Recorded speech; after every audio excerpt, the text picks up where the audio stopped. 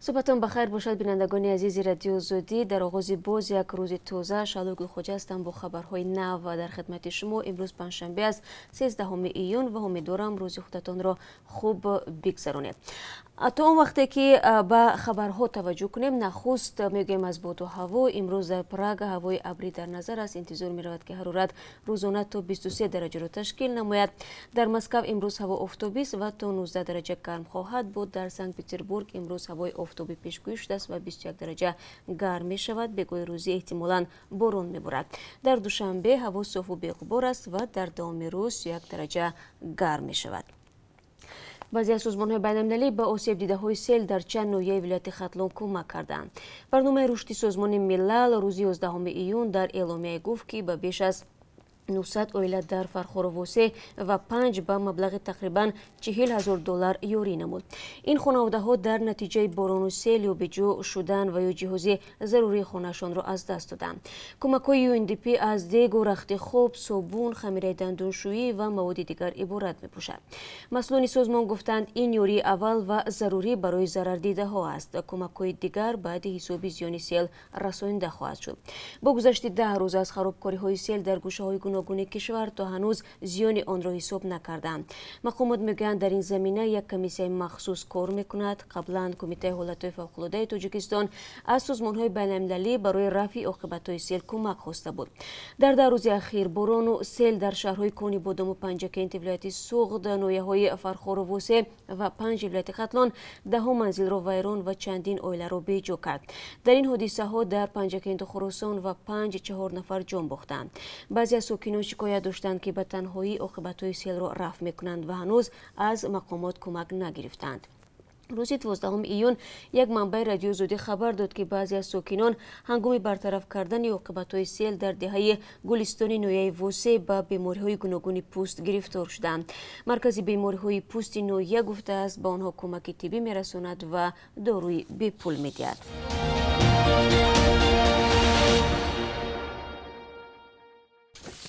یک مؤسسه تحقیقاتی میگوید در یک سال گذشته تهدید به ثبات در تاجیکستان زیاد شده است و از این جهت کشور در شاخص ثبات جهانی در مقایسه با سال 2018 بهای اندکی پس گرفته است.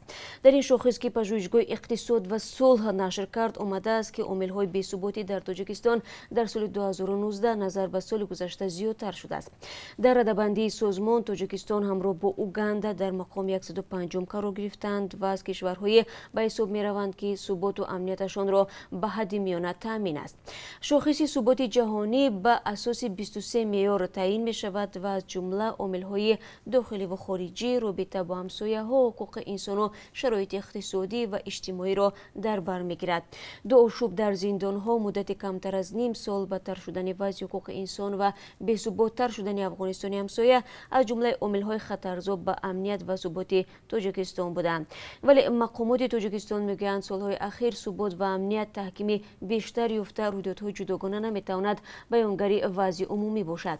در شاخص ثبات جهانی افغانستان سوریه را پس گذاشته در پایان‌ترین زینه قرار دارد و بی‌ثبات‌ترین کشور جهان به حساب می‌رود. ایسلندیا در صدر جدول است چون ثبات و امنیتش نظر به هر جای دیگر جهان مستحکم‌تر بوده است. پلیس مسکو 10 اعتراضگر را که روز 12 ایون به حمایت از ژورنالیست تحقیقاتگر ایوان گالونوف به راهپیمایی برآمدند بازداشت کرده است.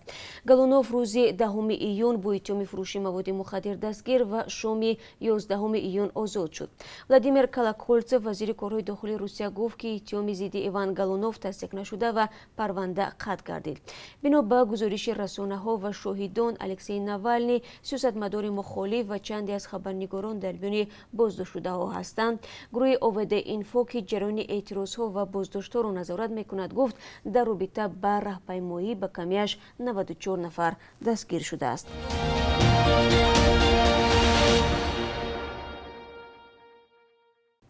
یک فرمانده بلندپایه امریکایی میگوید حضور گروه دهشت‌افکن دولت اسلامی در افغانستان باعث نگرانی جدی میباشد، ولی از احتمال دور است که فشار نظامی که بالای این گروه جای دارد به دهشت‌افکنان امکان دهد که در خاک امریکا حمله را اندازی کنند.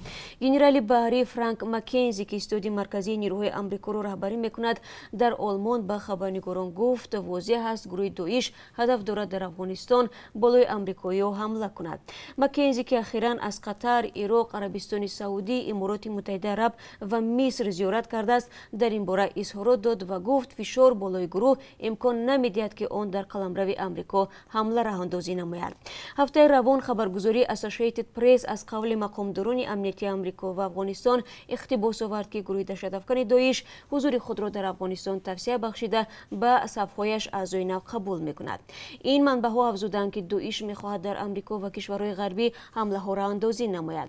بعضی کارشناسان میگویند شاید داعش بعد ناکامی‌ها در سوریه و عراق افغانستان را به پایگاه اساسی خود تبدیل دهد. گنرال مکنزی باور ندارد که داعش امکاناتش را در افغانستان به قدر قابل ملاحظه توسعه بخشیده باشد، ولی گروه هنوز هم مورد نگرانی جدی می باشد. بر اثر یک حمله موشکی آشوبگران حوثی یمن در یک فرودگاه جنوبی عربستان سعودی 26 فرد ملکی جراحت برداشتند. ائتلاف نظامی زیر رهبری عربستان سعودی 12 ایون اظهارات پخش نموده تاکید کرد که در نتیجه حمله موشکی بالای فرودگاه البها که در نزدیکی‌های مرز میان عربستان سعودی و یمن قرار دارد 26 فرد ملکی از جمله 3 زن و 2 کودک مجروح شدند. در اظهارات گفته شد که حمله شهادت آن است که حوثیان از جمهوری اسلامی ایران موشک به دست آوردند که ائتلاف زیر رهبری عربستان سعودی این حمله را به جنایت حربی برابر دانسته است. قبل از آن آشوبگران ادعا کردند که فرودگاه سعودی را مورد حمله موشکی قرار دادند. در گذشته هم پایگاه‌های نفت عربستان سعودی مورد حمله هواپیماهای بدون سرنشین حوثیان قرار گرفته بودند. عربستان سعودی ایران را با سرپرستی حمله ها متهم می‌کند، ولی ایران این ابنامه را رد کرده است. و بینندگان عزیز، بار دیگر یادآور میشم که رقم مخصوص ما در وایبر و واتساپ همون در خدمت شما عزیزان است. اگر میخواهید خبر و عکس و نوار شما در برنامه خبری رادیو آزادی نشر شود، پس با ما تماس بگیرید. شماره تلفن ما +420 724 056 681 است. بار دیگر میگویم که این رقم تنها برای قبول نوار و عکس و خبر هاست، نه صحبت تلفنی. تنها در حالتی که ما از شما مواد دریافت کردیم برای پیدا نمودن تفصیلات با شما تماس میگیریم و ضمناً من به یک شما سپاس میگم برای اینکه تا این دم با ما همکاری میکنید و ما تا این لحظه ها توانستیم با کمک شما در برنامه خبری و در خود کانال آزادی ویدیو چندین موضوعهای مهم رو پیگیری کنیم که در اینجا سهم نوار و خبر و عکس‌های شما خیلی هم زیاد است. در ولایت مختار کوهستانی بدخشان بیش از عصرها بیخ نهال بانکدانه آشکار و نابود کرده شده است. در این باره وزارت کارهای داخلی تاجیکستان خبر می‌دهد. بنا به اطلاع این نهاد، ضمن گذراندن عملیات کوکنور 2019 در زمین‌های غیر کارم جماعت دهاتی پرشینه و نویه شغنان بیش از 16,000 بیخ نهال‌های بانکدانه خودروی نوی هندی آشکار و پر ریشه کن گردید. در وزارت کارهای داخلی میگویند موافق نقشه عملیات کوکنور 2019 از طرف کارمندان مقامات کارهای داخلی شهر و نویه‌های ولایت ادامه دارد. جایز به تاکید است که در تاجیکستان عملیات کوکنور 2019 در 2 مرحله یکم از 1 ایون تا 1 آگوست و مرحله دوم از 1 سپتامبر تا 30 نوامبر از طرف کارمندان مقامات کارهای داخلی تشکیل و گذرانده می شود.